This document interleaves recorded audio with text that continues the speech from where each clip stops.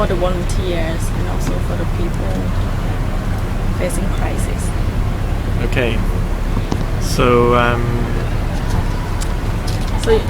it might seem that when you have a disaster, actually the cause is external. Okay, and so it might seem that Dhamma does not have such a role to play.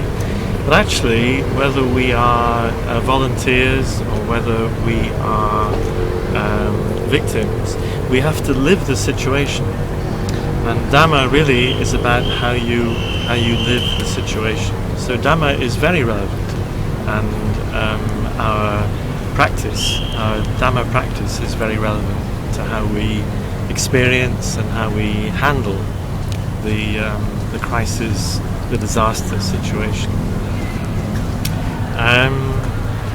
For me, the sort of framework of the Buddha's teaching is the Four Noble Truths. Okay, so the Buddha was very clear that his teaching was about suffering and liberation from suffering.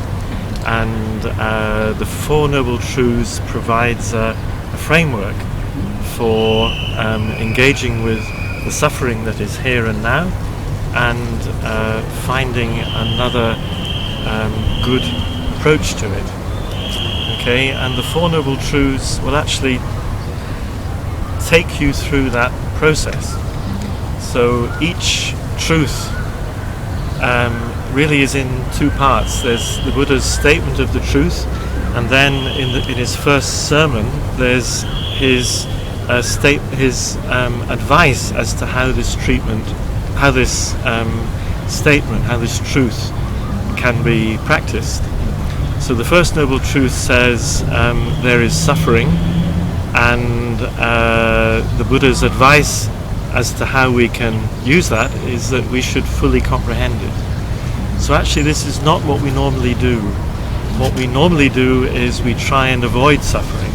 If there is a feeling that we don't like, we will try and avoid it. Okay? The Buddha is saying something radically different. He's saying, come close to your suffering, understand it, and it's in that awareness of your suffering that you can find release. Okay?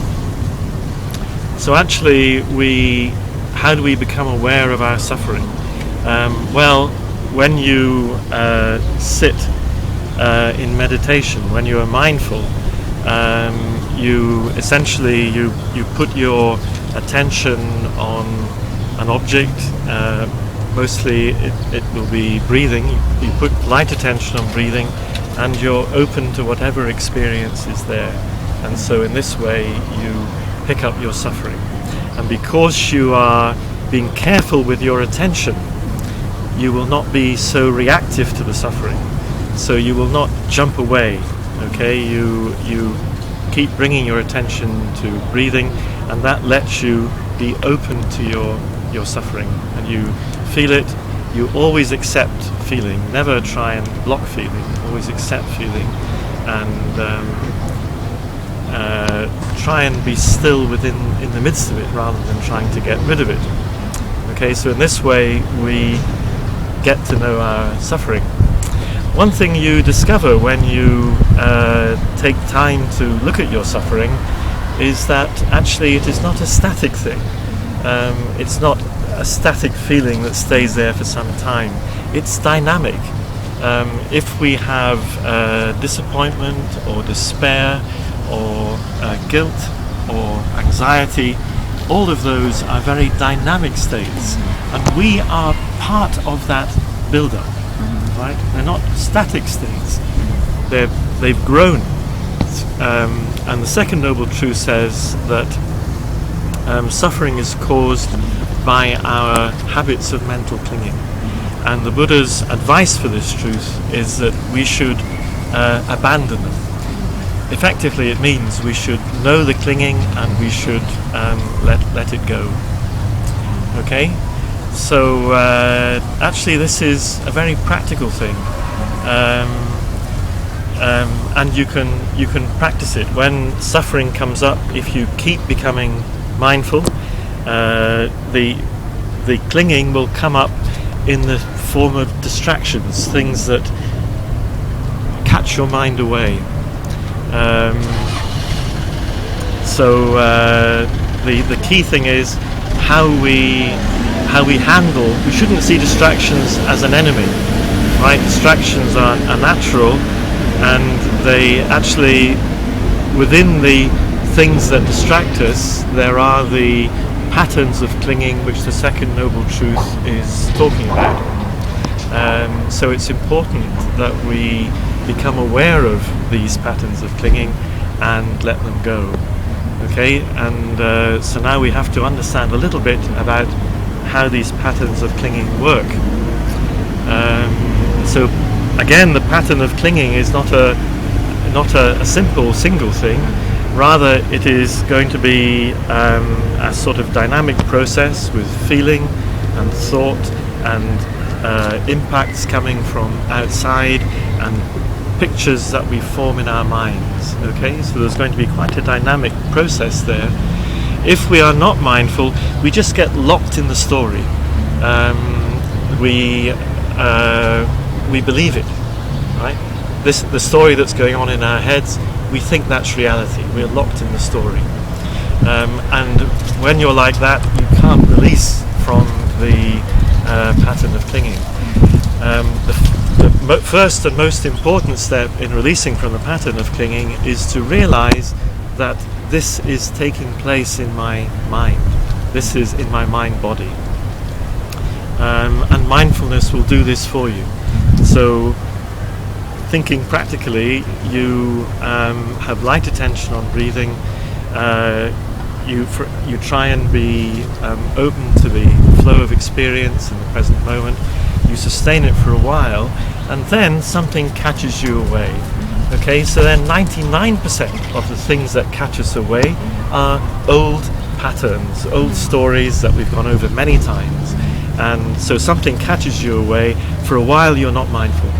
You're ignorant. You have avijja, right? You're not aware of what's happening. But then the magic moment comes when you suddenly realize, my mind is doing this.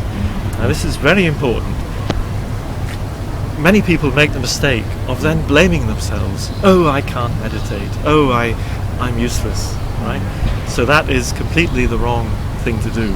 So rather, we should value this moment of mindfulness, even if it comes late in the distraction. But we should value this moment of mindfulness, be still and aware just of what is happening now. That is the tail end of the distraction, the tail end of this process. And you just become still. There's no need to jump away from the experience. There's no need to suddenly put a strong focus on breathing. You just relax. Already mindfulness is there. So you relax and just observe what's happening, accept it. And then you will find the feeling is quite strong, right? The feeling suddenly becomes stronger. This is because when the feeling is part of a story, you don't know it as feeling. You just see the story, right? But when the story begins to break down, suddenly the feeling is there, okay, more strongly. It's like silk, Thai silk. So purple silk will have blue and red strands.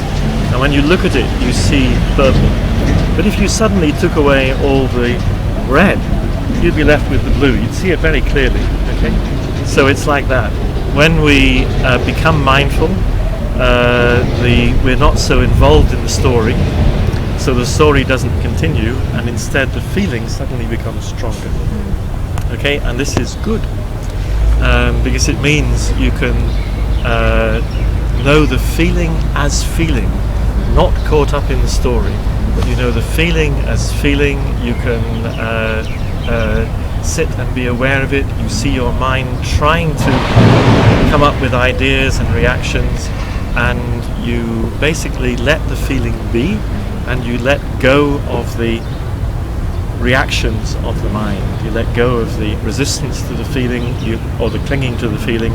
You let go of the any ideas or pictures that you are forming, and you accept and learn to be still with the feeling.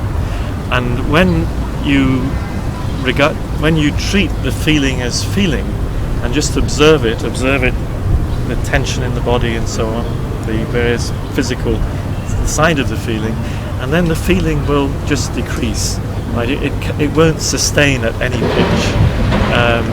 It only is sustained by your reaction. The moment you stop reacting to the feeling, it will settle down. Okay?